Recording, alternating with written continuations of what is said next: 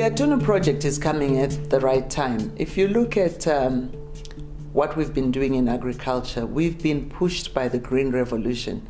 You'll recall that in the 60s there was a massive starvation in Asia, and what the governments then did was to invest in infrastructure, roads.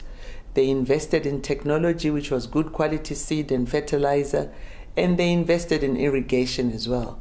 As a result, they were able to treble their yields of wheat and rice and feed their people and eradicate hunger. But what then came 30 years later was silent or hidden hunger, and that's malnutrition, whereby you are eating empty calories, mainly because our cereals are not nutrient dense. Out of the 14 countries with the highest malnutrition, 8 of those are in Africa. What that says is that we are fast becoming the museum for malnutrition and for stunting. Even worse is that what we call malnutrition, we don't have vernacular words for it. We think it's hunger. But this is hidden hunger because it just doesn't stunt height, it stunts the brain. Now, if you play that out, that if 1 in 2 children are stunted at birth, 30 years from now, 40 years, if 1 in 2 are stunted, it means half the population in Africa is not only dwarfed physically, but is dwarfed mentally. And that's why we call it hidden hunger. It's not something you touch and see, but if we don't arrest it now, something drastic will happen to Africa. We will be followers instead of being leaders because our minds are dwarfed. Now, where we see opportunities is that we've been fighting for a green revolution where we talk increase yield, increase income, more. Can we go back to the same agriculture and look at little twitches we can put to bring a nutrition intervention so that the same smallholder farmer who is growing maize can diversify and have maize and a bean crop on the same land, can be allowed more acreage to grow what we call the female crops so that they are nutrient-dense foods that they can harvest for their children. Another exciting thing is that what we have neglected as Africa is livestock. Eggs are the most nutrient-dense food that you can get, but most of our culture says when you're pregnant, don't eat eggs, they're not good for you. When you're a child, wait until you're mature, otherwise all sorts of diseases are associated with that. The other thing is meat. It's always the backbone for the fathers and the soup for the mothers and the children. And yet that's the nutrition they need to develop their brains and to grow.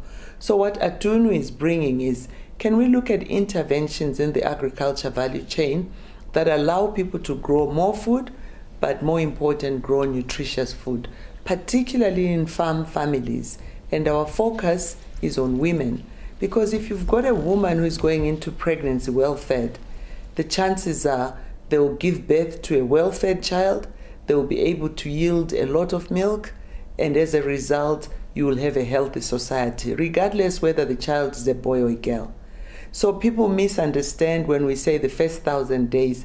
We are talking about the time of 9 months in pregnancy and the time of birth up to the time the child is 2 years. Now, this has been defined as the critical window where if you get it wrong, chances of reversing malnutrition and its consequences diminish.